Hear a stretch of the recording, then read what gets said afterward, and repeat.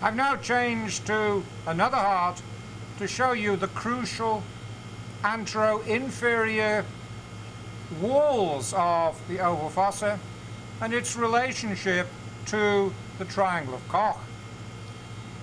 Here then is the oval fossa. We can see again the inferior cable vein is looking directly into the oval fossa. Above the oval fossa we have the mouth of the superior cable vein. And this heart shows us beautifully the relationships of this antero-inferior quadrant of the oval fossa to the mouth of the coronary sinus and to this septal area where the septal leaflet of the tricuspid valve is attached within the right ventricle.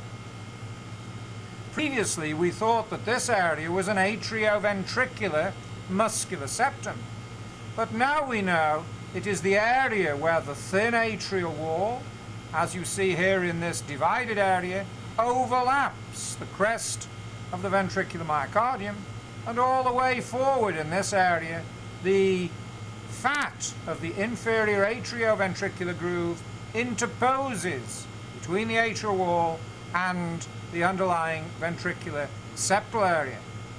But what we can see very beautifully in this heart is the valvar structures that guard the mouth of the inferior cable vein and also the mouth of the coronary sinus. So as you see, this fibrous valve that I'm picking up on the tip of my probe is adjacent to the mouth of the inferior cable vein, and this is the eustachian valve. And if I put tension on the eustachian valve, you see that it extends forward into this area between the oval fossa, the hinge of the tricuspid valve. And the extension of the eustachian valve into this area is the so-called tendon of Todaro, and it runs forward all the way to insert here to this fibrous area of wall, the membranous septum, which, as I will show you when we look at the left ventricle, is part of the so-called central fibrous body.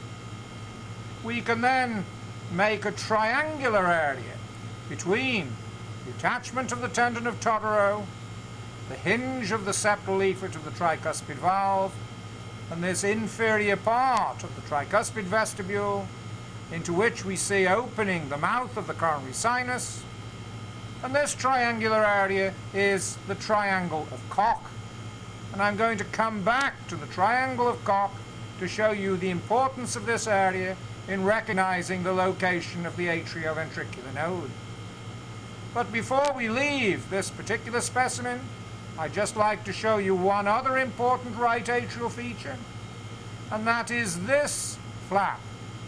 And this valve-like flap is guarding the mouth of the coronary sinus.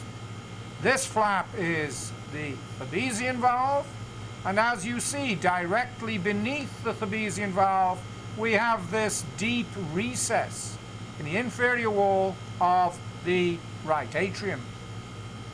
Oftentimes this recess is called the sub-eustachian recess, but it is only sub-eustachian when we position the heart on its apex, which is attitudinally incorrect.